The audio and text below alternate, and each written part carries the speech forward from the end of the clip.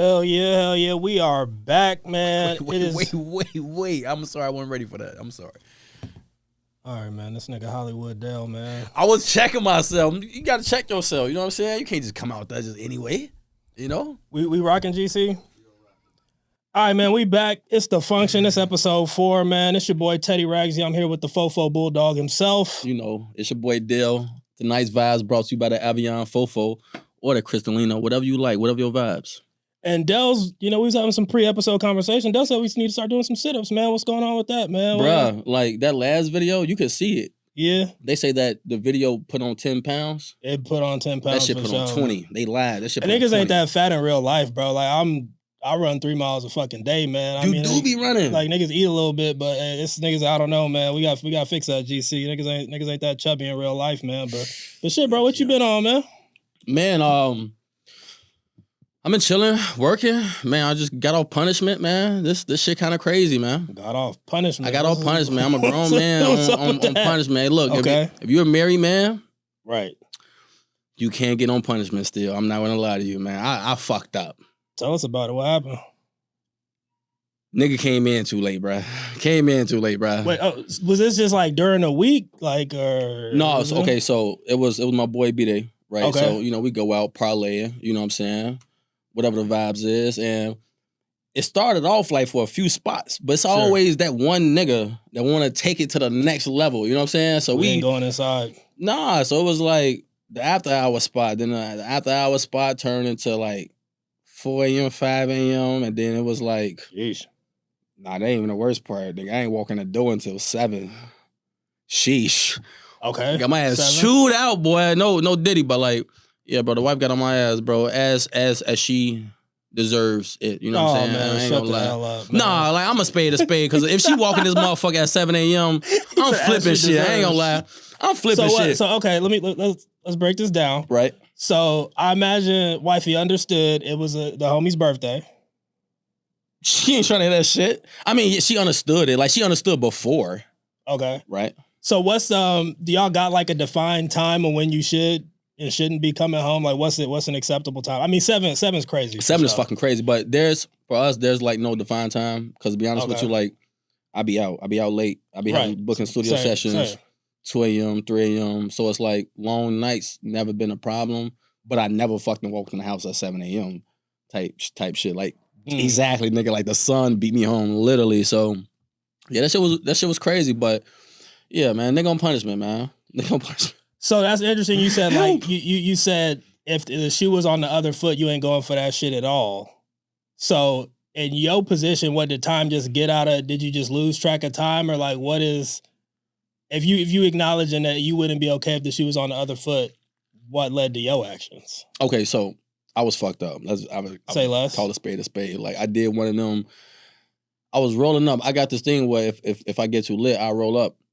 My rolling up will calm down the litness, right? It'll bring me back to normal. But I swear to God, I roll up, and whenever I'm in a situation where I feel like I don't drink and drive, so if anything, smart I pull man. It. Exactly. And then I always put the keys outside the car. So that's a number one rule. Number one rule. Don't keys have outside the car because they can still arrest your ass even if the car off, even because your keys is inside the vehicle.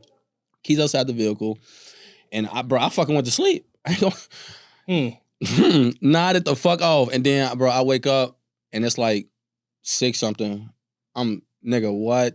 Rushing to the crib doing a dash, 160, 150. Baby girl, exactly. Baby girl.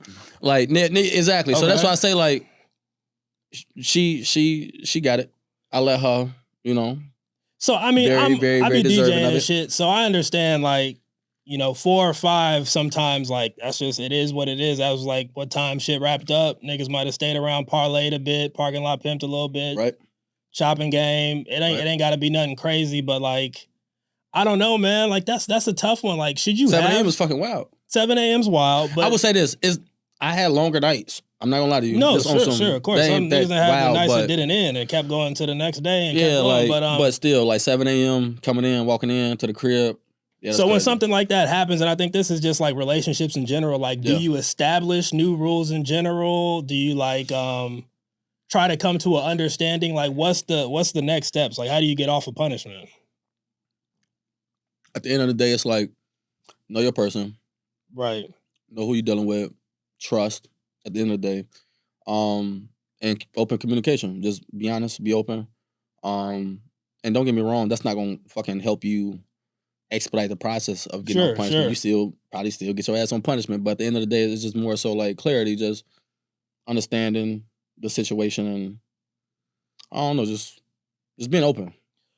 What do you think is like in relationships? I know, of course, it's like it depends on the relationship, the time, the longevity, all them factors. Facts. Do you think like having established rules and like things, is that healthy for a relationship, or do you think that like there should be a level of like understanding and freedom that could like feed into a relationship? Because I think all that like loops back into the trust factor and how like what the trust is. It's like, I mean, you ain't doing nothing. It's like if you was out for the homies B-Day, you had your reasoning.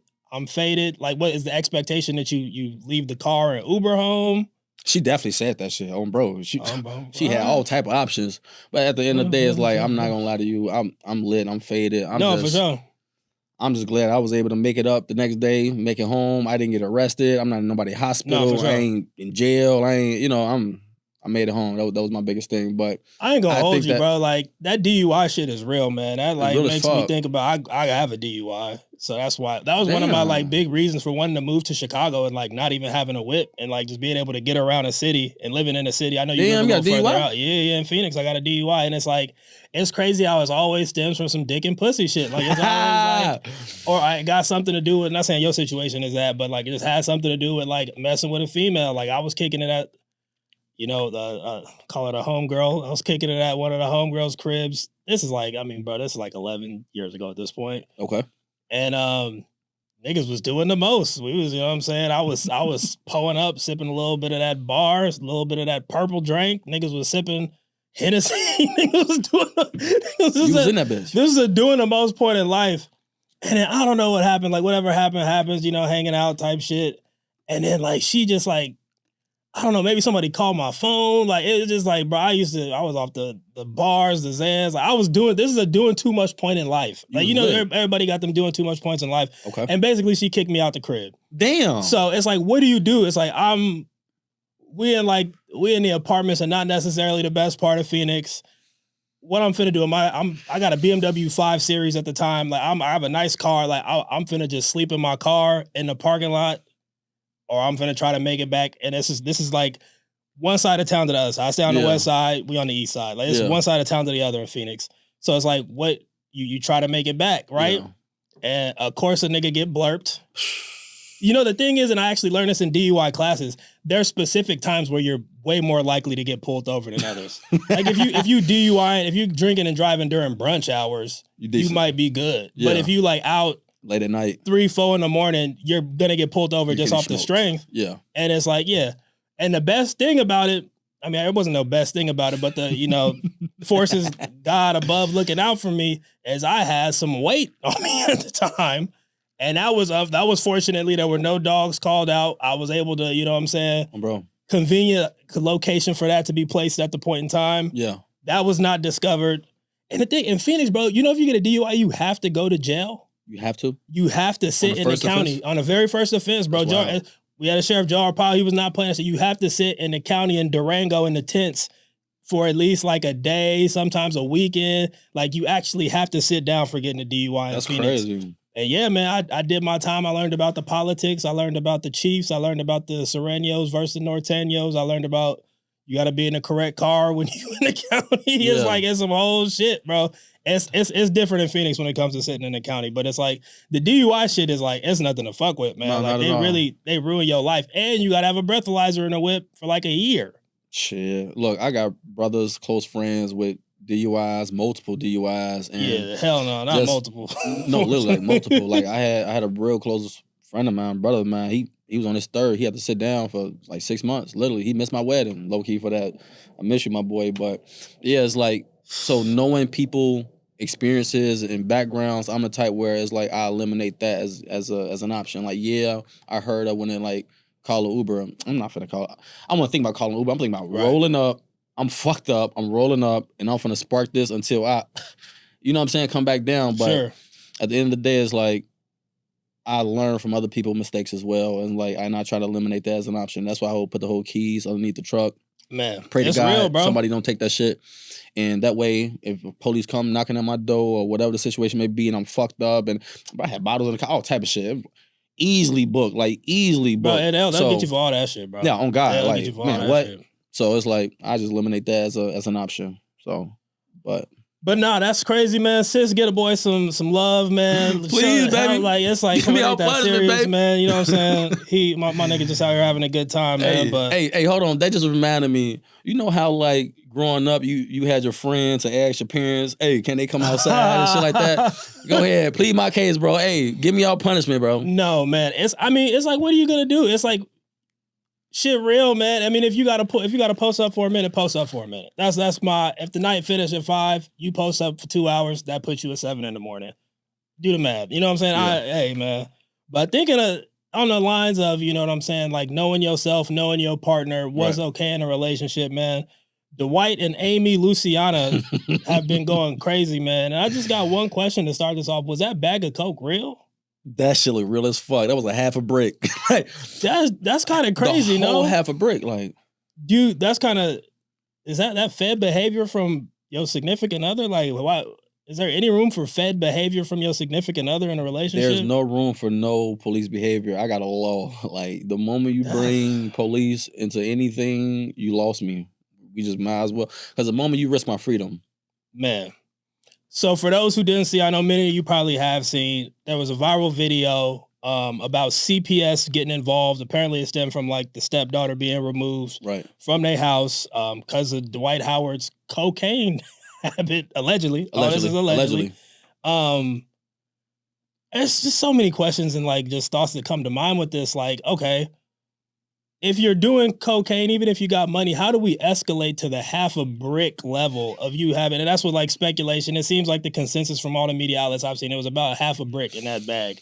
How do you get to the point of like, that's just what y'all keeping on y'all personal and at the crib? Like, I'm so confused. And it's, and you know, I'm not trying to, you know, push shawty in it either, but it looked like she might have been off some of the shit too, man. She rubbing her nose, she grabbing the bag, rubbing her nose with it. Like, why, what's with, I just don't understand the mentality. Like, what were you trying to accomplish with that live video? Like, why is that something you want to raise awareness about? To be honest with you, my personal opinion is that I feel like she was wholeheartedly not happy with the whole CPS taking the kids thing. And I get it. Nobody want to be separated from their child. But fuck all that. Like, you knew this shit from the jump. Like, if that man had a half a brick, you knew he was doing some shit beforehand. You still took that into consideration. You still marry him. You still had a little personal vial too, though. Like, bro, I don't know, man. They Bobby and Whitney with that one, bro. That shit look like some real co-conspirators. It didn't look like it's all Dwight. But this is my thing. It's like the fact that she knew prior, like she knew about it prior. You went and you still married him. Everything was great until the shit hit the fan. And when it hit the fan, you just went pointing. And that's the part where I got disassociated with it, because you wouldn't win when he's winning, when it's up. But the moment shit hit the ground, you just separate. And then you point fingers, and then you do that. Where's your accountability? Where's your accountability in the sense where, you know what? I knew this man had an addiction. I knew he had a problem. And you know what? I still went through with it, and I still married him. Where's not to your mention the other accountability? accusations and allegations? This nigga Dwight got a lot of interesting things surrounding his name, allegedly. Look, that's my thing is, he didn't want to clarify if he was gay or not, but you want to clarify about your cocaine usage? Live your life. You know what I'm saying? No, hell no. Cause it's like, bro, speak up. Like, if you gay, like, you gay, or you bi, whatever the situation be. Like, bro, be you. Like, be you. Be who you are. Like, don't try to put on an image or put on this facade as if you're something. In reality, you're something behind closed doors. And that's the part where I'm like, what? To each his own. To each his own. If that's what you like to do, brother, own up to it, admit it. But for this same conversation, for the same similar subject matter, you was very open about this whole cocaine usage to try to clear the whole air, the air with that. You even went as far as to officially announce your retirement from the NBA with all this speculation. But when they was talking about somebody was playing with your woo woo, you wanna playing with your woo woo. Man, what? And you want to be, one, you know what? I don't talk about my private life. What? But you can explain this. But you Why can't do explain you getting plugged. And this is all right. Here we weird. go. I'm gonna take it into a wild direction now, man. And I'm, I live a sober life, man. But I've lived life and I've had situations and I've partied and done my fair share. Why is there such a stigma on cocaine in the Black community? Cocaine is great. Can we keep it a buck? It's like the shit ain't the most addictive. I mean, I guess maybe heroin might be. The shit ain't damn near the most addictive drug ever for no reason, bro. Niggas is sniffing coke for it. It's like, look, it's got a little something to it, from my personal experience. Once again, I am a sober living individual. For any employers or any individuals associated with the Teddy Raxley brand, the Community Function brand, Teddy is a sober living individual. But like I said, we've all had a past. Everybody has a past. In the famous words of Charlie Murphy, cocaine is a hell of a, or excuse me, Rick James, cocaine is a hell of a drug. I don't know, man. Like, that shit's a great time, man. I mean, like, if that's what you're doing, man, if your priorities is in order, if you live in your life, you got enough money to afford half a brick, you ain't worried about shit, man. Party responsibly, man. I don't know. I'm a wholeheartedly say this all the time. To each his own. If you Right. feel as if that, whatever your vice is, I always say whatever your vice is, because Sure. at the end of the day, everybody got their own vice. And this is my thing. It's an addiction when it interferes or it hinders your growth in whatever that you're pursuing, or it stops you, or it just limits you. But if you're taking care of business, you're doing what you got to do, and at the end of the night, you want to take a little bump. Hey, and you talking about pulling yourself back together, like circling back to our conversation. You said you roll up. I mean, shit, there ain't no better way to pull yourself back together than once again, this is I'm reminiscing here. This ain't got nothing to do with how I'm living currently. Boy, you pull that key out, that shit'll have you on the fucking 90 whipping. That you be all right. You hop on the E-way, you be okay. See, I don't know. I never, you know what I'm saying? But you be what? You be locked in off that shit. I'm just saying, man. Off the cocaine, you do that. That's how you. No, not no more. I'm not you, but like bro. There's no effects. Better. Like, if you too drunk, that's why people be doing that shit, bro. Like, if you out faded out of your mind, and you hit a quick bump of skinny, that ain't nothing finna snap you back to your senses like that. Like that quick. Yeah, all right, cool. What we doing? Where we going? I'm like, you, boy, you drive from here to goddamn Kalamazoo. You drive wherever you need to drive off of that. I have a story to tell. Okay. I tried it once. I tried it a few more times than once, but okay. You tried it once. All right. 25th birthday. 25th birthday? 25th birthday. I'll never forget this shit. I was fucked up on the very first spot. I was fucked up. Like, fucked up. I'm fucked up. And I'll never forget this shit. We go to the second spot and go to the bathroom. And I'm wondering, like, while my guy's in the stall with my other guy, I'm like, that shit weird. What y'all on? They woo, check it out. You know it's fucked up when a nigga say, check it out. Check it out. Check it out. They go my goof ass, checking it out. I pull up, credit card. Yeah, man. Okay. And my boy knew I was fucked up. He was like, take this. Should get you back together, man. Look, he was like, take this. He was like, you'll be all right, just take this. I'm fucked up. Brother, I took the bump. Go outside. Resume the normal activities, right? Like 30 minutes later, I'm like, bro, this shit ain't working. Oh, man. I'm like, bro, this shit, like nothing happened. Then he was like, how do you feel right now? And it hit me. Bro, I was sober as fuck. I was throwing up at the last spot, literally throwing up. I don't throw up. I'm throwing up in public places. And now this spot, after I'm sober, it's like I feel like nothing happened. And I was like, this shit gives you powers. Like, it really do, bro. And I'm like, and I was damn near concerned because I'm like, I knew how fucked up I was already. And the fact that I'm on my second spot and we still drinking the way we drinking, I don't know. It was very it was new, and I could say that I lived and I tried something. No, yeah, for sure. I think it's kind of fucked up now once the Fent got involved, and like you can't really trust nothing at this point in the game. So I mean, this is this is actually a public service announcement from TheFunction. Kids, adults, everybody watching, don't sniff cocaine. Don't sniff blues. Leave that shit alone. What's blues? Perks, fake perks. I don't know. Leave all that shit alone, man. It's okay. I get it. You know, it's a fun time. You got pain. You got stressors. We all get you a bottle. Get you some loud. Leave the hard stuff alone. We in a different time, man. I done had too many people that I know, friends, close personal friends. Rest in peace, G. Turner. Ain't never coming back because they hit a bump or they took a pill at a wrong. Rest in peace, my boy Sherrick Ocho. Damn.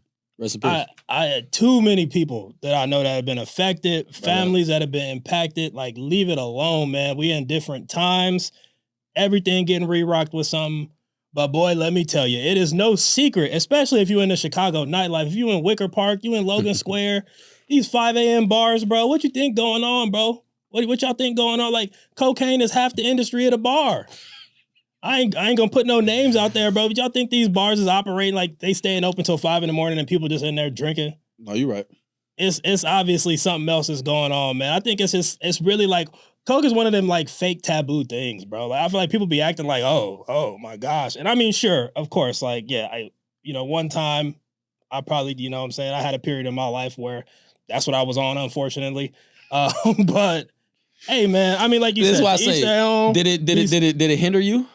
No, bro, I'm a DJ, man. That shit, like, bro, I feel like that shit is like a superpower for DJs, bro. Especially any nightlife employees. If you got to deal with people, if you're in an entertainment space, and I mean, like, it's a story as old as time. That's why entertainers, it's like, bro, it's really something different about, when you dealing with that. But that's enough on that, man. Like I said, this is a completely drug-free podcast. Exactly. We preaching life. We preaching wellness, man. Everybody and telling y'all our experiences. Yeah, this is just all experiences, man. Things that we have experienced in our long road and continue to experience in our long road. And I want to say one thing too, because you was like, don't do drugs, but then you was like, fall back on the alcohol and weed. I'm gonna say this: just stay healthy. Go to the gym. Find you a hobby. Pick up a game, a pencil, a pen. Find your creative path.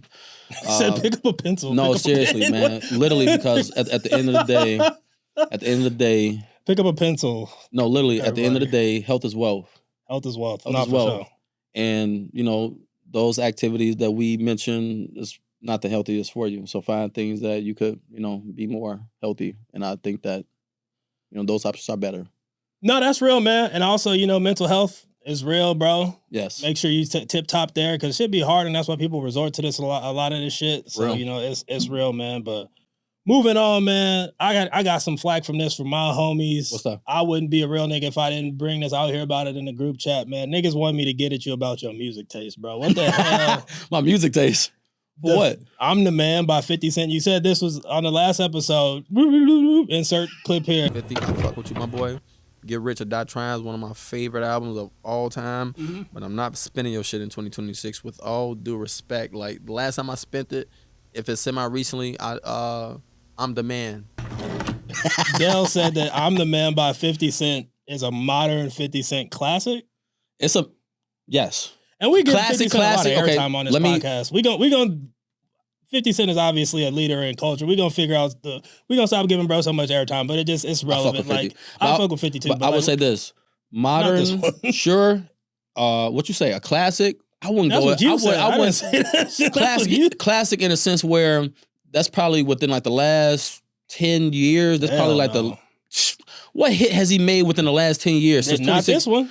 That's the only one. That's the only one. All right, we ain't gonna react to it. We're gonna keep it pushing. We both have heard the song. We can react to the songs before the podcast. Look, I rap that shit word for word. When are you listening to this song? Like, when is this? Is this like your morning motivation? Is this it could be like I'm ratting. No, seriously, like different moves for different songs. Like that could be a cruise song. Came in the game, getting money. It's a hit, bro. You gotta listen to the word. The shit's so much of a hit. Chris Brown is on the remix. How do y'all not can respect that? Okay. Yeah, I don't know, man. Within the last, that's what I said, modern, within the last 10 years. I'm a vouch for Dell's music taste. Me and Dell, Dell put me onto some shit. Dell's put me onto a lot of great music. I don't know if we could say that I'm the Man by 50 Cent was really the modern, lately, recent. That's his most recent hit. Can we agree? Y'all gotta let us know in the that? comments on this one, man. Like, I'm the man, 50 Cent within the last 10 years. That's probably his top number one recent hit. I think that speaks to the quality of music not being good as opposed to this is the top number one hit in the last 10 years because that shit is not for 50 Cent. Okay. I'm not talking about Get Rich or Die Trying. I'm not talking about Massacre. I'm not talking about none of that. He got it. That's a whole different 50 time. But that was after a point in time, like, bro, people weren't playing 50 Cent songs after a while. And then it was a period where he just stopped making music. And then all of a sudden he dropped that I'm the Man. And it was like, that shit was a hit. And it was a hit. The shit did numbers so much that even Chris Brown had to get on the remix. Even made a video is Chris for it. Brown getting on the remix of your bar for a hit? Yeah, that's like the cherry on top. Chris Brown got on the remix. Chris Brown is on Breezy the remix. hopped on the remix. Okay. Nah, for real, because that shit got to add some type of value. It's Breezy. Well, there y'all go, man. Y'all wanted to hear Dell explain his taste in music. Please listen to that song. Hey, what y'all listening to? What's your group chat listening to? A lot of Hendrix, a lot of Future, a lot of Thugger, okay, a lot of I Swear Vezo, a lot of Detroit. It's the group chat's heavy on Detroit. I Swear V's. We tapped in like 42 Doug. They not too much from Doug. Yeah, like we're like a lot of. I don't fuck with Doug. No, I mean I'm just saying new shit. Like I don't. His new shit. He just dropped the album. Okay, I'm gonna have to check it out. We got good ears in the group chat, man. Speaking of the group chat, man, I'm saying this to hold myself accountable, man. As things go well with my brothers, I will be in Phoenix this weekend, and we are going to shoot some new content for TheFunction. It's gonna be me and my day ones checking out some of our local staples in Phoenix, man. And I want to say this, it's not a competition, it's all love. It's just an appreciation of culture.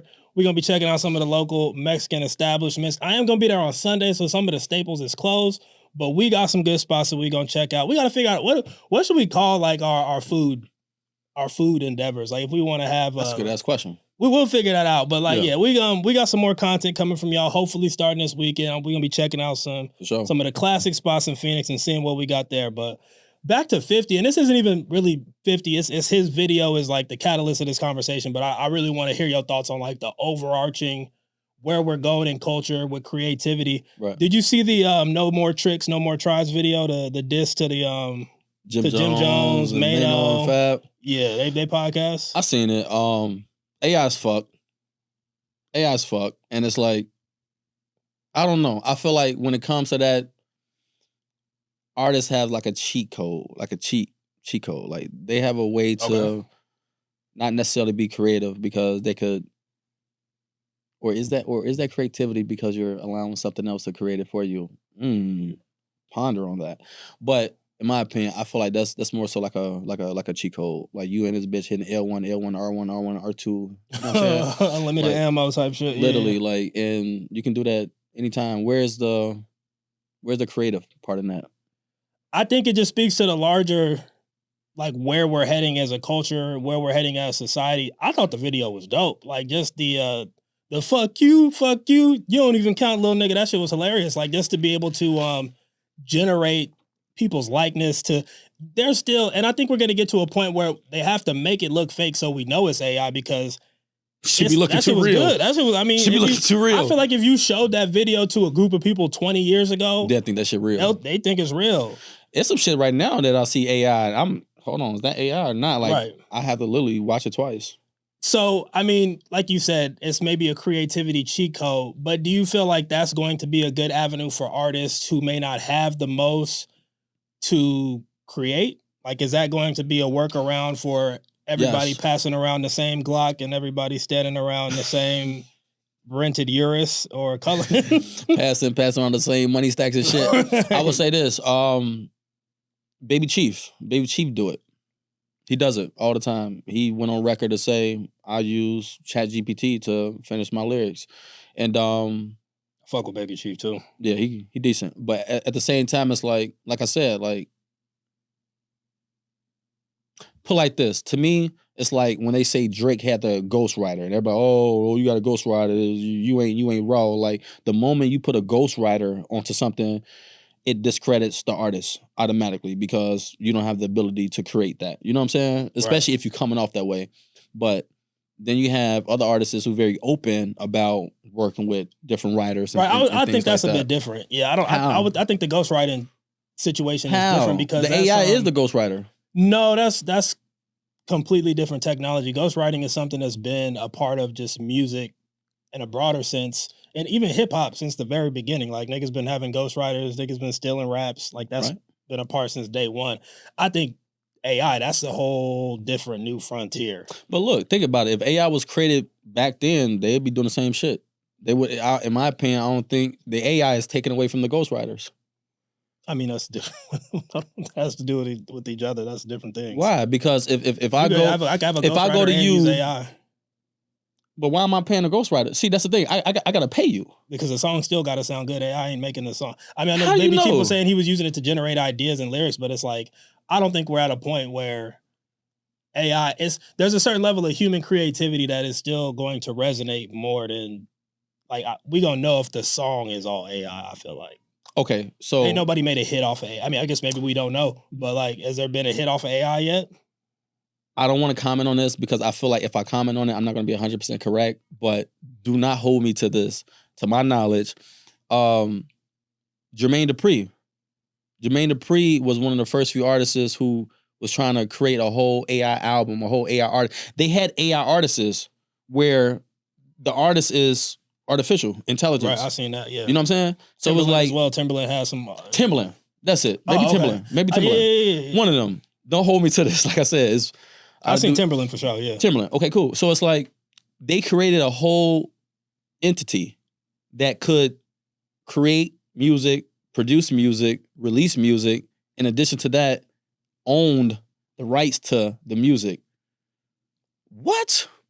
And to my opinion, again, if I got to go pay Joe Schmo over here $120,000 or give him points of the song or give him writer, like why? If I could go over here with this chat GPT and you could create lyrics or help me create lyrics and give me ideas and thoughts that could fulfill my end goal, hell yeah, I'm about to go over here with this chat GPT, fuck Joe Schmo, I'm keeping this shit within, and then let's just go. And I think Baby Chief Keef is a prime example of it. Baby Chief Keef? Baby Chief, what's Baby his name? Chief do it. Baby Chief Keef. we tapped in with the youth. We know what's going on. Yeah, it's the YS. Baby Chief, do it. So I mean, even like taking it a step further. I mean, we both like have seen the growth of AI in the space. Like, I still don't feel like, I feel like there's always going to be, or maybe I shouldn't say always, but at least now there's a certain element of like humanity that can't be faked via AI or can't be generated via AI. Once we get to a point where they can generate that humanity, could you foresee like a top 50 Billboard that's predominantly AI artists, or do you think it's going to always be space for the human creativity?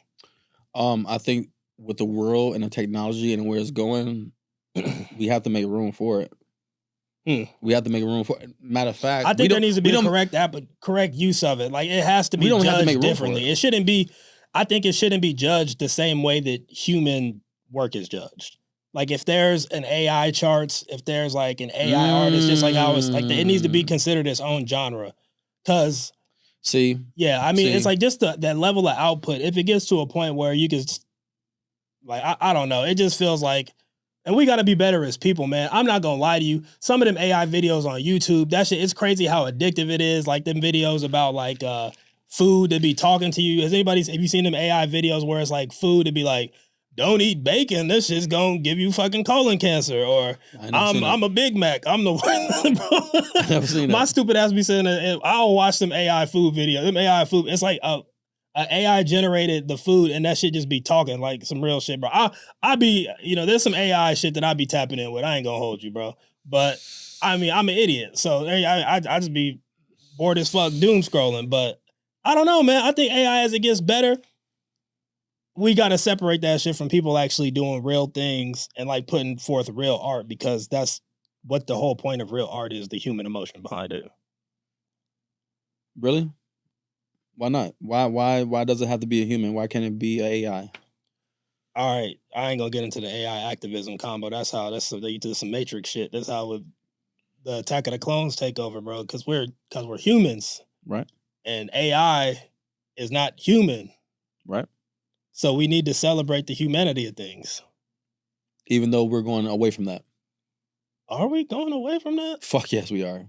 Shit, I hope not, man. I mean, I understand it's going to be a tool that's used, but it's just like, we don't got to get into the whole conversation of like, is that shit going to take over? But it's like, bro, that shit got to be stopped. It has to be the proper controls put in place. It's already models of it that's like becoming like self-thinking and not shutting itself down and preventing and creating duplicate versions of itself.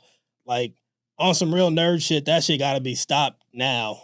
It might have needed to be stopped a year ago, but it's like we might already be too far down the path now. That's what I'm saying. Like, imagine what people was thinking like fucking 400 years ago. They probably saying the same shit. Oh, hell no. You can get from here to over here within 10 minutes? No fucking way. Right. My horse can't get me over there the whole time. We got fucking cars. We got trains. We got planes. We got shit that's back in the day would probably think is impossible. Whereas today is now, it's our normal. It's our reality. And like, shit, it's still happening to this day. I'm telling you, watch. That shit gonna be normal. You think niggas finna start marrying AI? They already did. Look, they got plastic pussies. You don't think they finna get a robot that's walking around that's talking to them? AI? Niggas, I mean, you're right. They already doing it. It's some weird ass.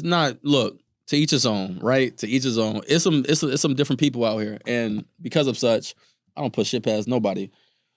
I mean, that's the evolution, right, bro? That would be the evolution, man. Niggas is like, they saying male loneliness is at an all-time high, bro. Niggas get them a nice AI partner. And remember like in the movies, like niggas had to blow up dolls. Niggas got blow up dolls in real life. Okay, blow up dolls in real life. Yeah, right. But now it's like, you don't need a blow up. That motherfucker walking towards you. You probably set the name to it. Like she called you daddy. AI and shit. not finna yell at you for walking in at 7 in the morning. Call back. I'm just saying, like, I don't know. But no, man. One thing, bro, like transitioning here, I've been unfortunately dealing with, bro, and we're not talking about any specific situations. There's a lot of disclaimers on this week's episode. I'm not talking about any. You do make a lot of disclaimers. You got to, man. Why? We be coming in hot, man. But have you ever dealt with racism in the workplace and like specifically having to like report to somebody or somebody managing you that may not have your best interest in mind as an African American? You know, it's crazy that you brought that up because I would say this. Thank God I've yet to experience that. Thank God. But I was asked a question at work this week. That's what it's very ironic that you say that, right? I'm in a bathroom and this white guy, cool white guy. I'm in a because I'm in a bathroom. What can be in a bathroom? You having conversations with the white man in the bathroom? We washing our hands, bro. Like we ain't talking while we. Anyways, hey, look, man. So we having a conversation, right? And then he was like, because I always dress up. I always dress up at work. You know, pants, long sleeve shirt, slacks, and shit like that. Dress shoes and shit like that. And there's no dress code for work. So basically, I'm like one of two people that really even dress up in that office that I'm in. Right? Cool. Sure. And he asked me, he was like, why do you dress up? I'm like, great question. I'm like, not to say I care, but I do, but perception. Like, brother, they treat me different. They treat me different because I have these pants on, these nice shoes on, this long sleeve shirt. They don't see the tattoos. They don't see the chain. Like, they treat you differently. And his response was, you know what? I started off dressing that way, but I started dressing down and I was like, nobody treated me differently. And I was like, because you're not black. You just came flat out and said, because you're not black? Yeah. Oh, wow. Okay. Shit, I'm not going to lie. Spade a spade. You're not black. And it's like, you could be your color and through your life and your experience, they treat you the same regardless of what you wear. But I'm black. They treat me different. If I wear slacks and a t-shirt, I get called sir. I get the door open for me. The treatment is way different versus me rocking this. I'm a nigga. You know, I walk past a woman, she might clutch her purse a little bit. You know, things like that. So I'm a firm believer in perception. You know, what you give off is what you get in return. But that's kind of wild in the big 2026 that we even got to think about that though, man. Just like, I mean, I understand perception in a professional sense, but I mean, you shouldn't have to worry about being the most dapper nigga in the office just because people gonna like look at you and feel like that you're not able to add the same level of depth or value because you ain't got a fucking button up on. Like I don't know, man. That's kind of wild. Like, and that's it's a lot of shit that's not supposed to be that way, but it's life. And one thing that you say that reality. Really resonates with me is the concept of like having to do so much more to still get equal or less than your counterparts. Once again, I'm not going to get too much into like personal situations, but it's just crazy how much, you know, others, it seems like, can just show up pants half down, not knowing what they talking about, not being objectively, not even subjective, like objectively not as like good at you at whatever you got going on. You've proven yourself capable on a multitude of occasions. Right. And we still are like kind of put in a position where we always have to feel like we've proven ourselves, or we always going out of the way because of some shit that we can't control in terms of being black. Like I don't know it. Yeah. For me, it's like it's kind of discouraging. Like I don't know, man. Like I be trying to like keep going, like regardless of it, and like not necessarily acknowledge it, but it's something that I think like weighs on me. Like not, and I mean we got our side hustles and our professionals. I think like specifically like one thing I've noticed, and I'm speaking in a general sense, like in the Chicago nightlife as it relates to like DJing, man. Just the shit that you'll see certain colored DJs be able to get away with at the same venue that you wouldn't be able to get away with as a black DJ. And that's the one that probably bothers me the most is like, I done seen dudes play the craziest set. Chief Keef, they playing Future, they playing Famous Dex, they playing everything. And it's like, way to go, bro. You really turned them up, man. But the moment you do, a nigga come through, I play one Nelly song. Hey, whoa, in here. Whoa, buddy. We have a certain prestige that we want to keep. We have a certain vibe we want to curate at this venue. And once again, I'm not talking about any of my current situations. You know, I'm fortunate to DJ at some great places. Right. But it's just something that I've noticed in my time that where it seems like, I don't know. It's like there, of course, you know, there's like venues where the DJ get to do whatever the fuck you want to do. Right. But a lot of times in these places, man, it's like, you got to stick to a certain script or else they getting your ass up out of there. And this is my thing. I feel like don't let that shit discourage you or bring you that's down. Real. Because at the end of the day, I feel like no matter where you go, no matter what, that shit's going to be everywhere. Racism is everywhere. It's not only in the United States, it's everywhere across the world. And it's certain shit that you just can't hide from. And with your line of work, you're going to run into all type of people, all type of businesses, all type of encounters where you may experience that. And it's like, to me, whenever I do that, or whenever I experience racism, I went to college in Nashville, and so fucking small city too, as well, up in Lebanon, Tennessee, like one of the capitals of the KK. Long story short, shit's always in my face, but it's like I never let it discourage me. If anything, it motivated me even more because, not gonna lie to you, like position of power, like, okay, cool. You gonna hold me back from me DJing? Bet I'm from the baddest bitch. I'm from the baddest bitch. Like it motivated me to think more, like to elevate. Because at the end of the day, it's about power. It's about control. Power for sure. Power and control. And if you don't have neither, they could run over, talk to you however they want to. Because at the end of the day, you have no say so. But the moment you flip the motherfucking tables and the roles are reversed, and you go from me trying to get higher into this place versus I'm owning this place. Now I'm spinning this shit how I want to spin it. It's like you could change the narrative in a sense, and you can spin it however you want to spin it. You know, it's interesting you talk about ownership. A very viral topic that's been going on. We actually haven't touched on it. It's been going on for a minute. Everybody's favorite internet uncle, Mr. Tenderism. Damn, he's been having his own discussions and conversations about ownership, equity within a company. He recently left his previous place of employment. I don't know exactly what the relationship was, business partner, that he obviously blew up. Everybody is no stranger to Tenderism. Destination #1 in the nation. You know, he was at the Destination Smokehouse spot. And then there was a lot of conversations. I think it stemmed, people were just making observations. And then Keith Lee visited, obviously, you know, probably #1 food critic on social media, visited, had his own interaction where he wanted to, you know, interact with, I think Unk's name is Walter Johnson, wanted to interact with Mr. Johnson, give him a tip, show his appreciation, and that wasn't allowed. It seems like from that point, it kind of escalated to where we're at now, with Unc not being a part of the organization anymore. Are you familiar with this? Have you seen the whole Mr. Tensionism thing? I am familiar with it, and I just feel like at the end of the day, you got to beat people to the punch. I'm not gonna lie to you. It's like you have to seize the opportunity and then maximize it. Right. You know, it's. I just feel bad that he didn't go after it first. You know, he didn't, because he made it. He was the face. So if it wasn't for him, there would be no smokehouse destination. I disagree. I don't hear. I'm about to be a sellout. There goes Teddy Fucking being a sellout. Like, fucking sellout. I don't know, bro. It Why? wasn't his restaurant. So I mean, he for sure put dude on to like certain ways of doing things. He for sure introduced like a new line of thinking in terms of the quality of the food, not taking any of that away.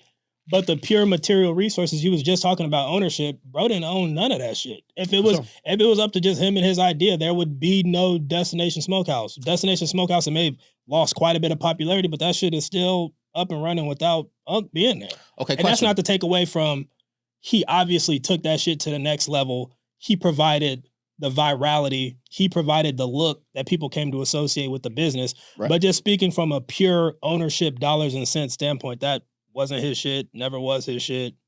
It belonged to some white nigga named Nick the whole time. I bet. Let's say if you was Nick, you still doing what Nick did, or you cutting Tenderism a check, or you cutting him a percent? It's definitely a discussion. I wouldn't have handled it the same way. I think like he definitely was a bit bullheaded in terms of like, once you started seeing him more on the social media, you could tell, you know, like all up in the videos, he wanted to make a name for himself. He wanted to be viewed as a spokesperson as well. I would have handled that better. I'm letting Unc be the forefront. He'd have had, you know, he'd have been able to do everything carte blanche with me. He could run it the way he feels like. He's obviously the expert in that.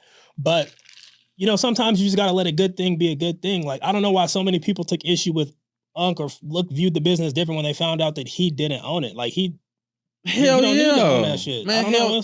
I looked at it differently. I'm not gonna lie, because when I thought of tenderism or I thought of him. Like, that was my very first. That's a spokesperson. That doesn't mean that you're the owner. I agree. You can have ambassadors, but what I say, he brought the entire value. If it wasn't for him and his interaction, don't get me wrong, the cooks are the cooks, right? Cool, but he made the shit hot.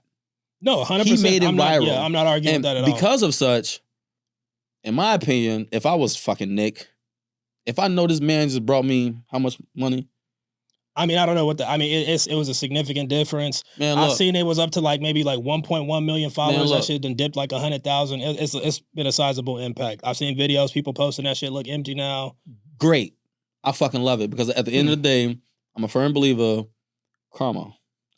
Life, this should come and this should come right back around. And it's like, the way that you treat others, just be mindful how this shit gonna come right back around, because you left the man out, right? Now he's out, he's partnering with a rapper, right? Cartel Bo. That's another part, but it's like partnering to do what? Like I feel like he said in interviews, no, and like, and this is like, please correct me if I'm wrong, I'm sure y'all will in the comments, like, I don't think he has a desire to open up his own restaurant. He doesn't want to be, that's a whole thing, like the ownership of a restaurant.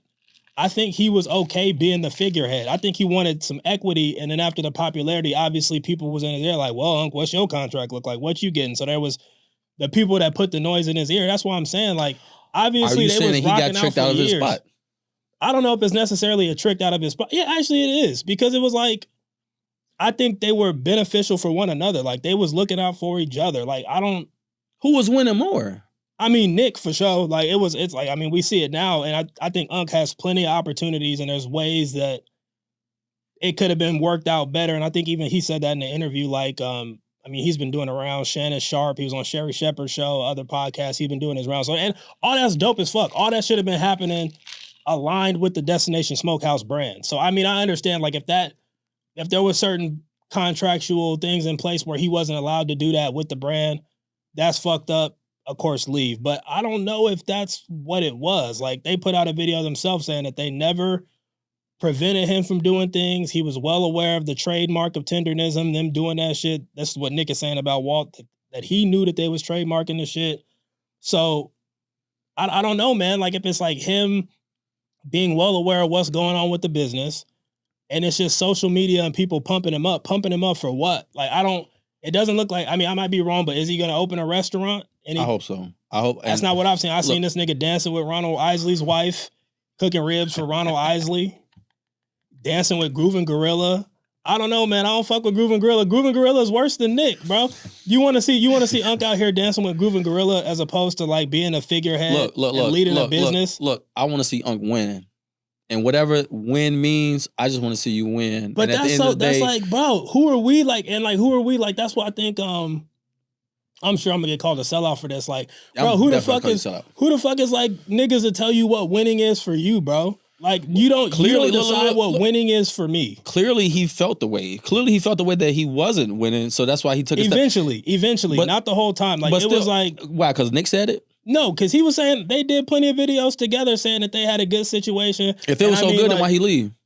I think the noise got too loud. So he got Keith Lee commented. Keith Lee saying, "I was here to give you $4,000. I couldn't give it to you." It's all the comments is crazy. The comments got tricked out of the spot, huh? I mean, I feel like it was some real divisive shit going on. Not to say that Nick was 100% playing the situation fairly. Not to say that Unc should have been compensated more. I'm 100% with you on the compensation piece. Compensation and ownership are two different things.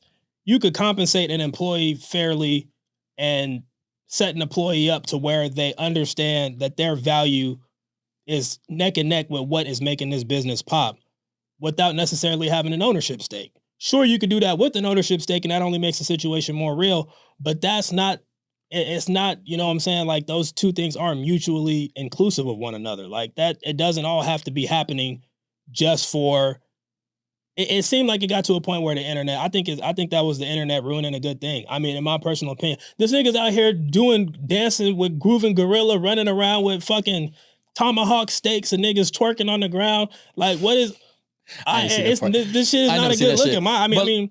My takeaway from this entire situation is, bro, 73 years old too, man. Like, why they running this man into the ground? I mean, if you want to work, bro, do your thing. Obviously, I support you 100%. This is just like, my viewpoint is that they had a man that may have not been fully aware of the business side of things, and the other people, Nick, maybe that was his cup of tea.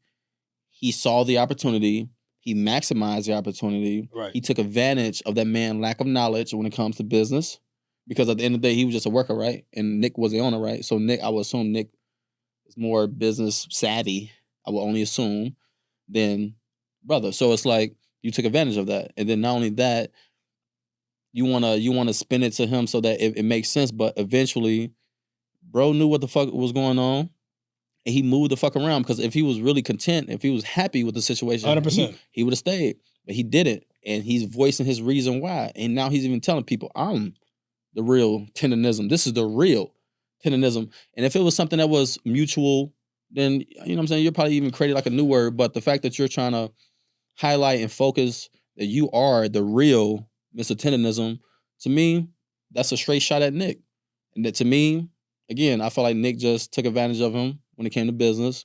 I don't disagree with that. That's not what I'm saying either. I'm just saying that, like, if the business is handled correctly, it doesn't need to be like he has to own it or he has to be the owner. I'm not even saying that. There's nothing wrong with being like a figurehead. I'm not gonna say mascot. Mascot sounds disrespectful. There's nothing wrong with being Colonel Sanders. Ambassador. Yeah, there's nothing wrong. You can make him the ambassador, but best believe that shit better fluctuate and it better show within the earnings. 100%. Meaning, if I made you a fucking $1 million, but last year you made 200,000, I better see something. No, I feel that. I feel that. You know, I guess maybe what I'm taking such an issue with is I feel like, and of course you can't say if you know what I'm saying, if my aunt had a dick, she'd be my uncle, but like if was a fifth, we'd all be drunk. You know what I'm saying? Like, wait, what? If the niggas didn't go viral, if the shit wasn't going crazy, we'd be here all day with the what ifs. Yeah, exactly. But I'm saying, like, I think it's important here because, like, it was all, this is social media hype. This isn't like, I feel like social media drove it wasn't like actual material problems, or it may have grown into that, but I feel like a lot of this shit is social media, bro. Don't nobody know what Unc wanted to really do. Don't nobody, people put ideas in bro head and like, what you talking about? All about the money and the fame. That's what it was, bro. Them niggas allowed the money and the fame to fuck up the winning team, bro. You say he got tricked out of his spot. I say Nick. I'm not saying he got tricked out of his spot completely. I just don't think it was like he had influence. Yeah. And I'm saying, a lot Nick, of you shit bogus going as on hell. around. Nick, you bogus. Bogus, Nick. Both could be true. I feel like both. Pay could that be man true. what he deserves, man. Speaking of black ownership, man, another viral topic. A couple weeks back, maybe a week ago, Marathon Burger, rest in peace, Nip. Shit, rest They in just peace opened up a new Marathon Burger location in Long Beach. Right. And unfortunately, at the opening, the shit was shot up. 2 people was hit, 2 hurt. 1 person ultimately ended up losing their life. So I think 3 in total. Rest in peace. There was a viral video going around of Black Sam, Nip's brother, hiding behind a car. I seen that. That shit was not a good look, man. That was tough seeing that. Like, as the shit's getting shot up. Yeah. Ultimately, the brand said that it had nothing to do with the opening. I mean, of course, that's what you're gonna say. It seemed like it was in relatively the same proximity, or at least affected the opening.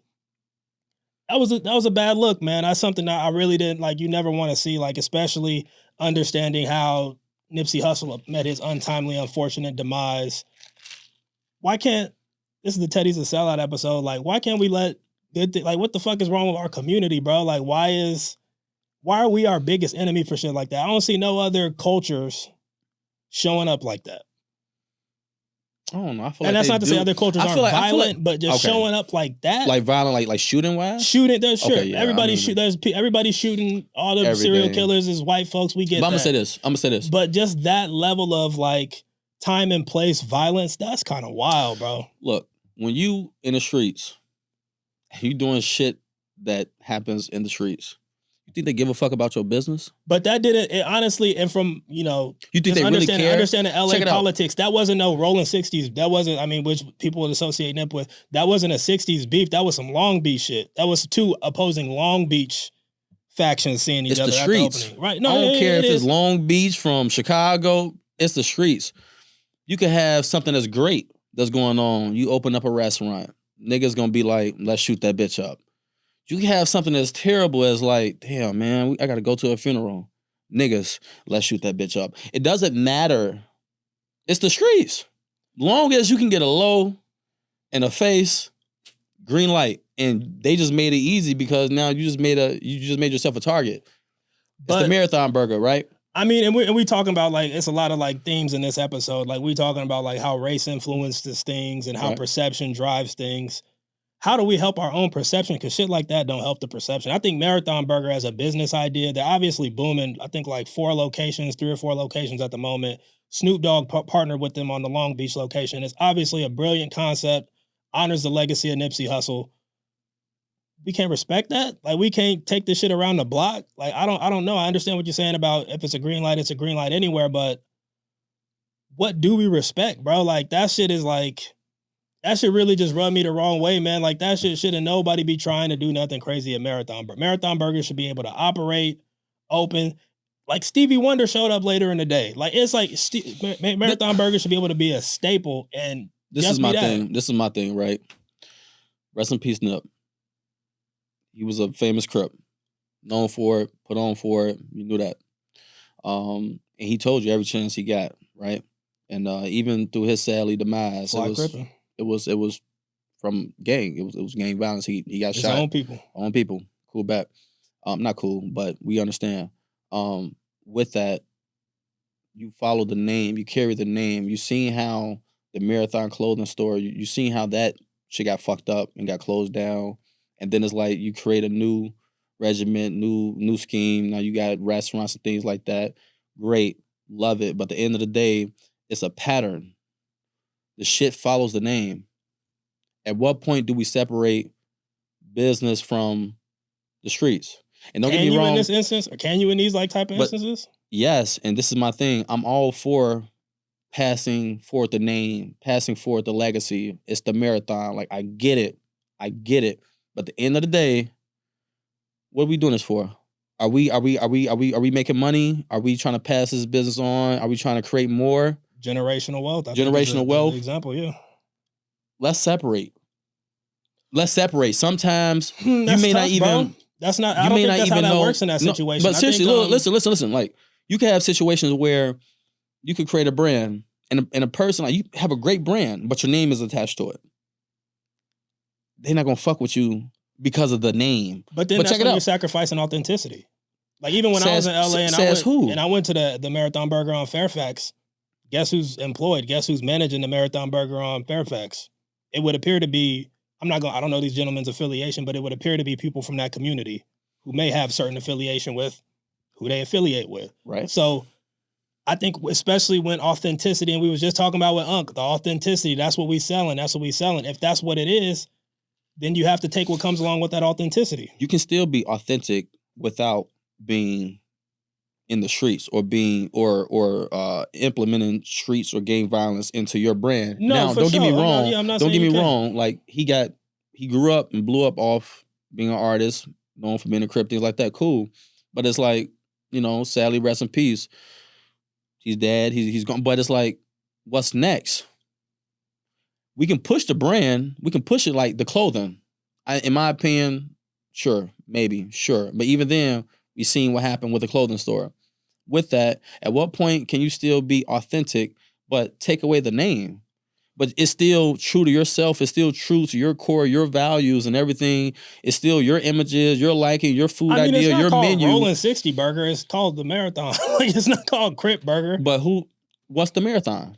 The Marathon is what he stood for. He changed his mixtapes from Bullets Ain't Got No Names to Marathon. Exactly. To showcase that shit needs a certain level of longevity. And that's what he was preaching, longevity and wellness. I get it. I understand but like some topics is just too hot. But I don't know. I feel like you're kind of missing the point with this one because it wasn't like people that the Rolling 60s beef with. It wasn't like Hoover shot that shit up or 8 Trays shot that shit up. It was a Long Beach issue. That's fine. It wasn't a LA South Central Rolling 60s. Check it out. If they would have had a Shake Shack opening up, would that still be the same? But Black Sam was the owner of it, but it's Shake Shack. Would it still have the same outcome? That's not honoring the legacy. You're honoring the legacy by being a marathon. What are we doing? Are we honoring the legacy, or are we trying to have residual income, generational wealth? Are we putting ourselves in positions where we know that through time and through experience, time after time, it shows where I attach this name to it and we understand what comes with the name. Now, don't get me wrong. Like I said, I feel like there's other ways for you to push the marathon. But when it comes to, I don't know, I just feel like sometimes you got to separate the business from the streets. At some point, you have to separate because if you don't, that shit gonna collide. So what you're saying always does. So what you're saying is we can't open a King Von Burger out here in Chicago. That shit would be shot up. There's not going to be a FBG Duck E-Rose. Shit would be shut up. And that's the whole point is like you have to separate. You have to separate the street from the business. At some point, you have to. That shit is oil and water. That shit going to come right back at some point. No, I feel it, bro. It's sad to see, man. I think the marathon is going to continue to grow. I saw Black Sam saying there's plans for a New York location. I get what you're saying, but I don't understand. I mean, the point is to honor the legacy, right? I think, of course, the generational wealth, financial, all that is great. That goes along with it. But I think there's a certain level of thought behind honoring Nipsey Hussle's legacy. And that's what the appeal is. That's what's going to continue to drive the customers there. That's what's going to continue to drive the brand is honoring the late great. So I don't know. That's my thoughts on that. I hear you, but I just feel like there's a million ways to shave a cat. You know what I'm saying? There's a million ways to do things. No, 100%. But yeah, there's a million ways to do things. And even like speaking of like the name thing, right? Since we're on the name, Costco as well as Off-White. You heard about that? Yeah. Okay, so for the people who don't know, Off-White in Canada, they merged and teamed up and powered up to now they have their hoodies that's being sold at a very, very discounted price at Costco and throughout selective locations in Canada. What are your thoughts? I think that's honoring a legacy in a completely different way. And y'all let us know what y'all think in the comments on that last one. Please let us know how y'all feeling about, you know what I'm saying, like ownership, separating the legacy. Like, can those two things be accomplished at the same time? But with this one, the Off-White, I feel like that kind of stands, the way the Marathon Burger stands for everything that Nipsey would have wanted and would have honored with his legacy. The Off-White being sold at Costco is the exact opposite, or at least what I could be wrong. I never talked to Virgil Abloh personally. I don't think that's what Virgil would have wanted with his brand, the look wise. I think everything, I own several Off-White pieces, Off-White sneakers. I don't think that was the direction. I know he did the IKEA collab. That was just some cool shit, but like, I don't think aligning Off-White with Costco was necessarily how he would have wanted his brand to be aligned. But you know they sold. They don't Hypebeast don't own it no more. I So they sold it to the new owner is Blue Star Alliance. was that the case when Virgil was alive? I don't know who owned. I mean, I'm not sure then, but I know now with Off-White, they have a new owner. It's Blue Star Alliance, and they're pushing like a mass marketing thing where it's you know, at one point it's, you know, you'll find Off-White at your high-end stores and things like that. But now with the new ownership, it's being more it's mass marketing. So they're trying to sell it to everybody, hence while it's being put in Costco. Yeah, I think it's really unfortunate, man. Are you gonna throw away your Off-White shit now? Hell no, because I mean, I ain't got no Costco Off-White. But I mean, I guess maybe I'm just like a fashion snob person. But it's just like that's not how. There's so many ways that we can honor Virgil, keep that look, and I don't think there's really been like a big wave in fashion, especially in like the sneaker collaboration. Of course, you got the Joe Fresh Goods of the world. Shout out to him. You got this Joe Fresh Good hat. Yeah, always, man. You got there's several J-Tips as well. J-Tips doing this thing with Saucony. There's several like great collaborations as it relates to sneakers going on, but I don't think we've seen something to the degree that really impacted culture as much as like the Off-White Nike collabs that we saw when Virgil was still with us. I think that was a seminal moment in sneaker history. Like that shit. Niggas still paying $20,000 plus for some of them shoes, $50,000 plus for some of them shoes for the Louis collab. So I think it's like there's an understanding for like what that is. That's like niggas ain't finna sell Basquiat's at Costco. Like we not finna see Andy Warhol paintings and like rare fine art at Costco. Both of them niggas dead. Like I think it's kind of it's whoring the brand out in a sense. Like I don't. Yeah. It's not a good look. I think it's not. Once again, I don't know what Virgil would have wanted, or if that was that very well could have been something that he had in the works, but I just don't. I don't associate Costco and Off-White. I would say this: Blue Star, if you can pull this shit off, go ahead. I wish you the best. But I like Off-White. I got a few pieces, but it's like the same thing like when brands like when like these. I'm not gonna say any brands. I'm not gonna say anybody specifically. But when you see these brands that go from being like exclusive to like certain boutiques start being sold at goddamn Tilly's or sold at like PacSun. It's like there's a certain cheapening of the brand, and everybody knows how the Hypebeast culture works, where it's like the exclusivity drives. Hell yeah, it drives why something's important. It's like, are you right? I mean, I haven't rocked certain brands since they've been at PacSun. I'm not gonna lie, you know, facts, and I'm not gonna lie. Off-White just made the list. You on a do not wear list for me. But speaking of y'all let us know, man. Like I don't know. I think that one's kind of crazy. Are y'all rocking Off-White? Let us know. Are y'all still fucking with Off-White? Like, let us know. Speaking of what people can and cannot wear, viral tweet. Wale went viral. Poor Wale, man. He's always in the news for the wrong reason. I fuck with Wale. His outfit. We'll post the fit here and what he had on, man. And the tweet itself was, I know I'm being judgmental, but the fact that this look is acceptable for a 40-year-old man still shocks me with the fit that he has on here. Is drip an age restricted thing? Can you not be fly and wear what you want to wear because you a certain age? I would say this: be you. I'm always big on just be you. Be who the fuck you are. Like I see older people downtown and white people, black people, doesn't matter. And they be having that shit on. Having that shit on, like that shit on, and it's like hell yeah, like rock that. Like who am I to tell you what to dress? As long as you're comfortable, you feel like you looking good, you look good, you play good. Shout out to my boy Dion. You look good, you play good, and it's like at the end of the day, just be comfortable. If that shit makes you comfortable, by all means wear it. Everybody gonna pass judgment every day. Fuck you, fuck your opinion. With all due disrespect, like who. No, I'm gonna be getting fly till they bury me for sure. You know, I mean, I'm 100% like. I don't know why you would want to say that.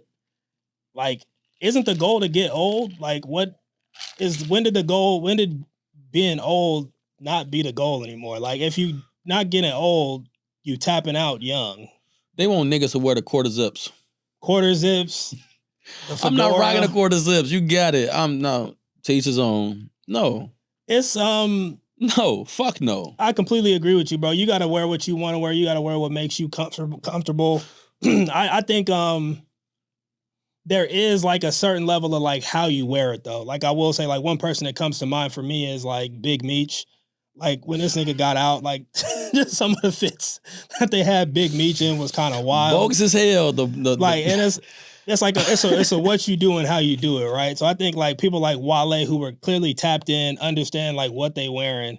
But like if you got like a stylist just saying like Hellstar, it's like I don't know, man. Like it's. I would say this.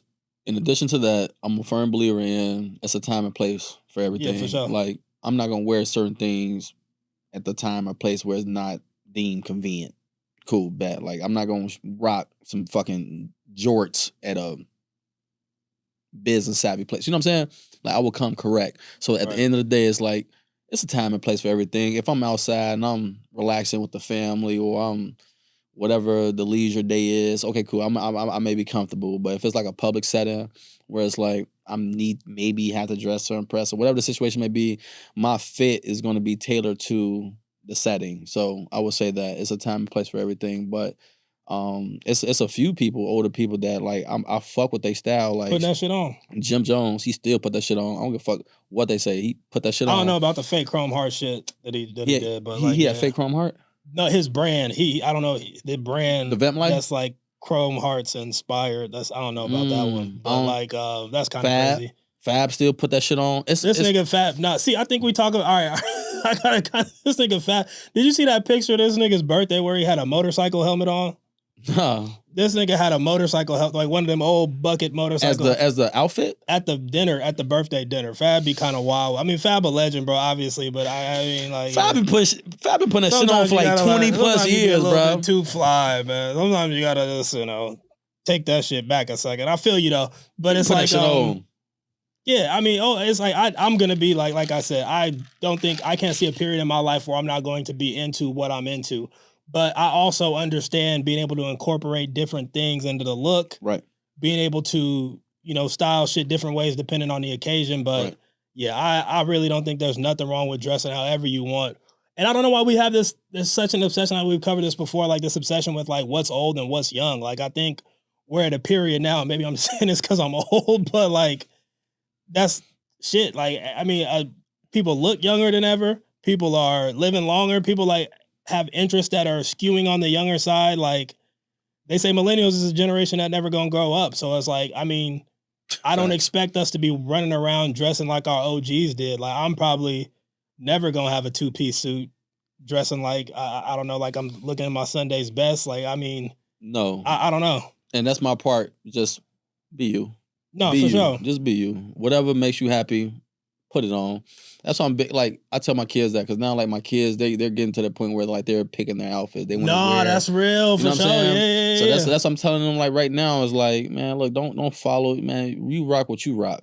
Rock that shit. Make that shit hot. You know what I'm saying? Because at the end of the day, you got to live in that. Like you wear that. You know what I'm saying? And it's not the outfit. It's you. No, 100%. You know, and then it's like, seriously, like you see people who may rock some shit like this, and then another person may have a whole different type of swag. But who am I to tell you that your swag is weird or your swag is different?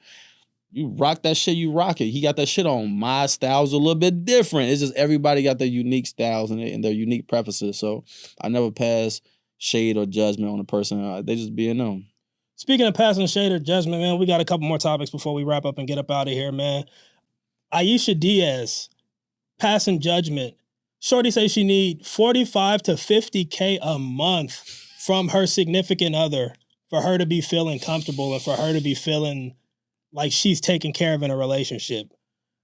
As somebody who's been a self-professed trick myself, you know what I'm saying? I have nothing. Hey, man, I'm all about making sure that the lady that you with is taken care of. Right. I love 45,000. If you had what you need 45 to 50,000 for? If you had 50 million right now, you paying 40,000? What are you doing for 45 to? Not even sexually, like really, like what are you doing for 45 to? That's like she doing everything you need her to do. What's the math? She doing everything you need her to do. You paying her? Let me do the quick math. Let me do some quick math. Is you paying her? Nah, hell no. Is you paying her? 50 million right now. I got to do some quick math. That's a $600,000 a year salary. So for a $600,000, what could you do as a professional to garner a $600,000 a year salary? You're probably a high level executive. Is this person helping me make executive decisions that are driving me more money? Is this person like, what are you realistically doing for $50,000 a month? Like, and take sex out of it, take freak shit out of it. What are you doing for me for $50,000 a month? Because you could trick crazy and not spend no $50,000. You could trick crazy for $50,000 a year. If you, and that's another thing, man. I understand there are different leagues, people playing in different. It's different, different strokes. It ain't for different tricking folks. if you got it. But what you really are $600,000 a year is absolutely nuts. Look. There's some people out there who can take that $600,000 a year and lose it, and it's like they lost a penny. They lost a quarter. Now, I would say this. I pray that for me and my people, man. I pray that for us here at TheFunction. Oh, God. That we lose $600,000 and it like feels like a drop in the nothing. bucket. I pray that for both of us. Literally. But I would say this. Who am I to say, and I always say this, to each his own. Like, if she has her preferences about what she like, and clearly if her needs are being met, there's clearly some people in that pool, in that category, that fits what she needs. And then that's because that's the only reason why she feel that way is because it's a guy that's out there that's paying her ass $50,000 a month or whatever situation. That's what it's bro, men. It's men out there. I thought that was fake news, bro. No, but because who's realistically okay? Let's think niggas who got it. Who are those niggas though? Look, ball players, somebody in the underworld doing great in the underworld, and executives, whatever, crypto millionaires. They ain't paying that shit, bro. Them people got financial advisors. Man. They tricking. Man. They buying Birkins. Niggas do not want to be lonely. They paying that shit. Hey man, you can go to the rub and tug for $29.95 and a $80 tip. True. You can head on down to the rub and tug and get yourself right. But they not looking like how she look. It's some that look like that. It is. There are definitely prostitutes that look like Aisha Diaz that you could pay for their services. And I'm not saying that's what you need to do, but it's like, I really want to know your opinion. Like, okay, I'm giving you pause. I'm giving a woman $50,000. What is that $50,000 a month going to? Okay, check it out. How about I give you $10,000 a month and a financial advisor, because you clearly don't know how to spend within your range. If I'm giving you 50, like what do you need $50,000 a month for as Aisha Diaz? I know she said she gonna look you dead in your face, be like, okay, cool, and I'm finna go over here to Joe Schmo, and he finna pay this shit. He ain't finna give me no motherfucking advisor. He ain't about to give me no lecture. He ain't about to give me nothing, because he's about to do exactly what I need for him to do. At the end of the day, like, we all got our preferences. Like, even as men, we have our preferences. We need, like you said, we need thick shit. We need a woman with woo. Like, we have all type of preferences that we chase and we go after and we, you know what I'm saying, try to get. But it's a problem when a woman say she got her preferences. It's a problem when a woman say, I'm on a woman's side with this. I ain't gonna lie. I'm with what's her name? Aisha Diaz? Aisha Diaz. I'm with her. Look, sweetheart, if you can get a nigga that could pay you $50,000 a month, man, look, can't argue hold on to him. You know what I'm saying? Because it's like, granted, you may have a smaller pool of men. Cool. But if you got people that's meeting your expectations and your goals, I want to know what needs, expectations she meeting, because ain't no level of freak shit, ain't no level of like. You just never know. We could be having You just never know. We could be bringing 9 other bitches in there. Actually, now that I think about it, bro, how about I split that $50,000 amongst 9 B level or C level bitches? That would be my approach. If you're the gentleman that's spending $60,000 a month, how about you want to spread that shit out? How about you spread that shit around? Because it's like, I mean, she's obviously a beautiful woman. Obviously, she has the look for like wanting to deal with those high value crowds. Right. But once again, like, I just need you. Even if I get to the point of saying, okay, we're gonna do $50,000 a month, I need to understand, like, how are you spending this $50,000 a month? Because it's got to be an easier way. You paying her to give her the nest egg to leave your ass. You don't give a fuck. You setting her up to leave you. I know she was saying, like, she has a lifestyle to maintain, and of course, it's always a lifestyle to maintain. I get it, maintain your lifestyle, but we got to do some itemization. I need man, you. Look, you over here trying to be her financial advisor, and she finna be fucking Steve ass over here because Steve, that's when I pull Steve don't give a fuck about what she do with her money. 10 C levels. All right, sweetheart, you get 1,100. You get 1,100. I'm splitting that 1,100 around. I'm telling you, you gonna be able to, bro. You can find you some thick. If thick Latina shit is your wave, you can find you some nine thick Latina shits to spend $1,100 around. And that's cool. Look, yeah, you can find whatever you want for $1,100. That's cool, but just know Aisha Diaz. You know how many people ain't touching $1,100 a month? $1,100 a month is life changing money for a large portion of the population, bro. So I just don't get it. It just doesn't seem like changing women lives. If you have the smarts to get yourself, I really want to know who these dudes is. And I know you're saying it's like they got it. And that's the whole point. It's like, check it out.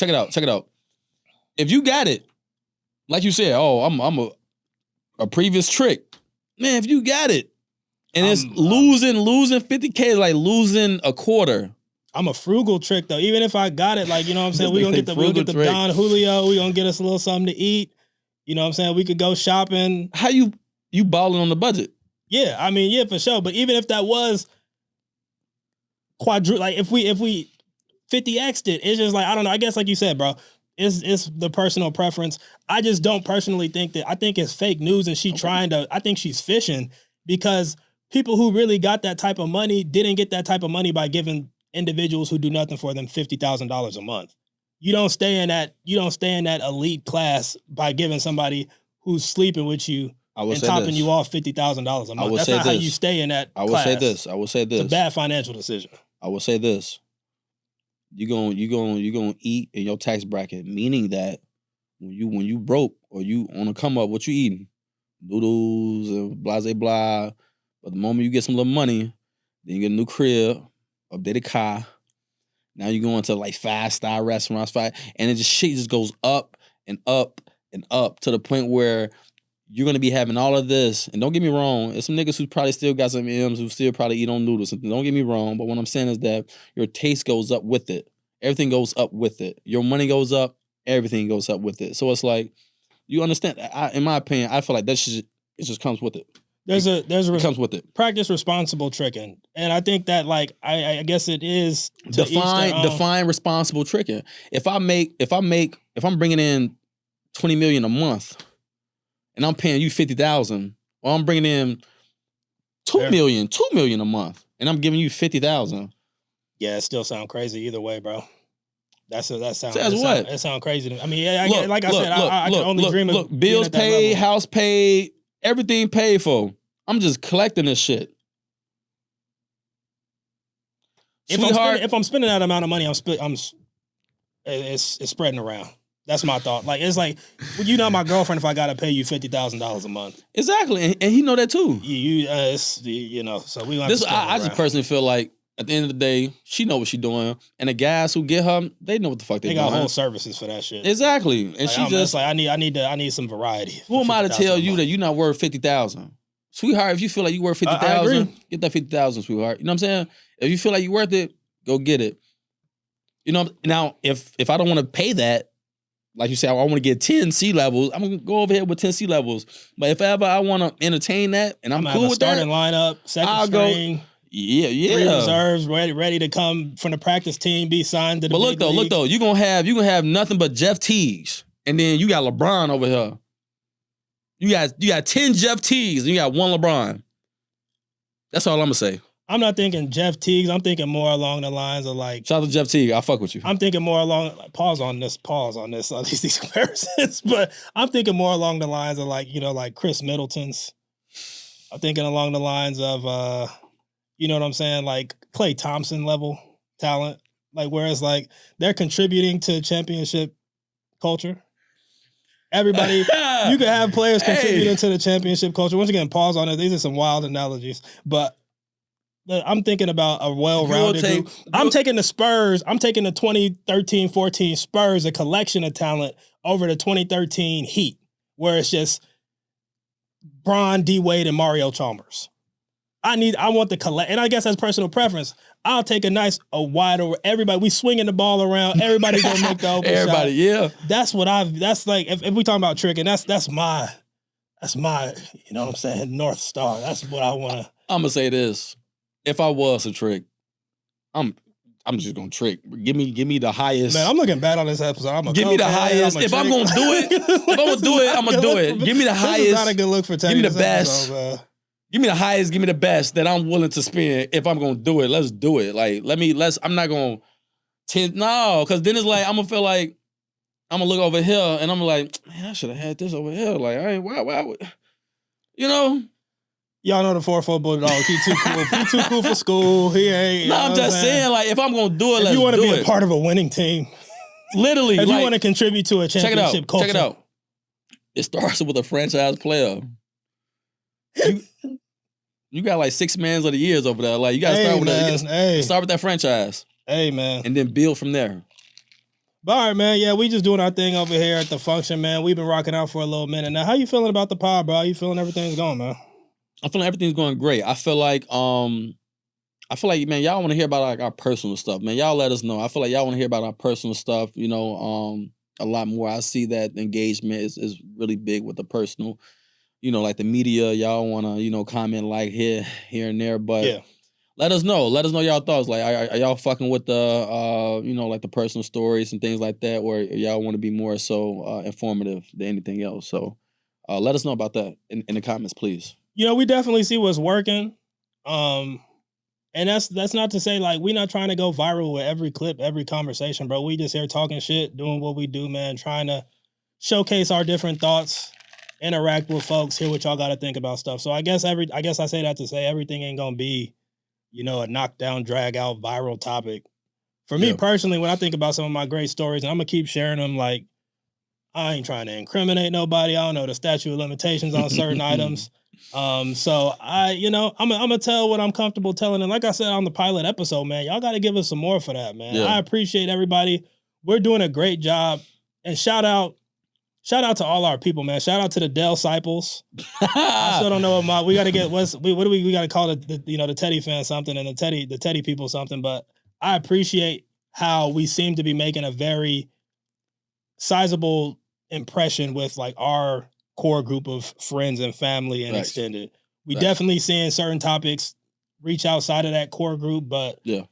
I'm at this point, I'm so happy that it seems like our friends and family, like I was saying, my group chat, we be talking about the podcast. They always be like, man, this nigga Dell crazy. Dell must be stopped. I love seeing that. I love it, bro. Yo, I love group chat on my ass, bro. It was the add me to the group chat. The 50 Cent song, that was crazy, bro. Add me to the group chat. Niggas listening to you, bro. That's what you got. I mean, that's what comes with people actually Man. listening to you. They gonna take what you saying serious. So it's like we definitely see and appreciate the love, and like we gonna keep curating these conversations and want to see more of that. But like, yeah, if y'all want to talk to us, man. Like, let us know what y'all want to hear about. Let us know the type of conversations you want us to drive, because we really just here shooting the shit, giving our opinions on things. Right. And we gonna shoot from the hip, and we gonna be honest, man. Like, this probably wasn't the most flattering episode for me. But I mean, it is what it is, man. We talking about our life. We giving you us. That's what the whole purpose of the function is, man. We trying to be, I know the word vulnerable is getting thrown around a lot, but we trying to just be honest about what we got going on, our life experiences and things like that. Y'all know I'm honest with y'all. I told y'all about my private life. Like, oh, for sure. I'm being open. I'm being vulnerable.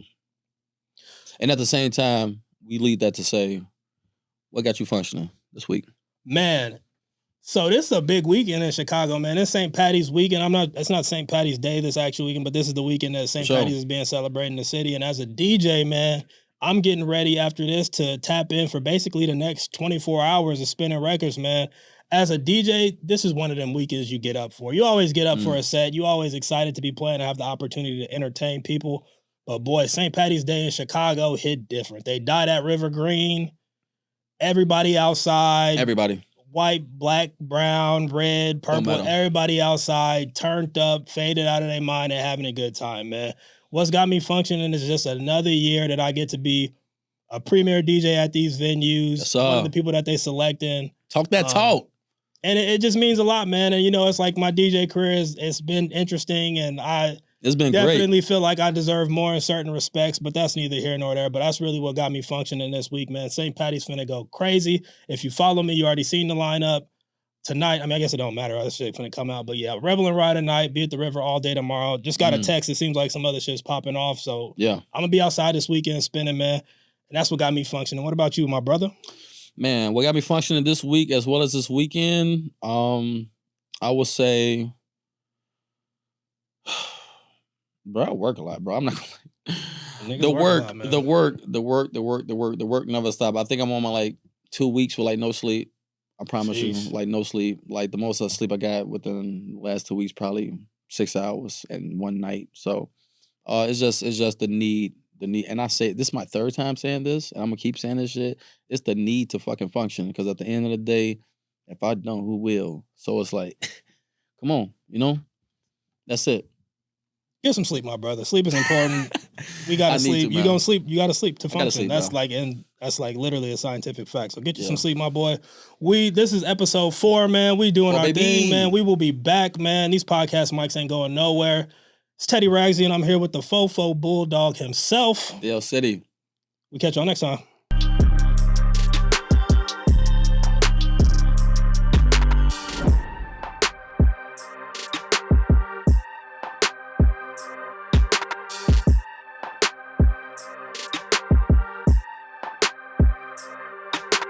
Perfect, perfect, perfect.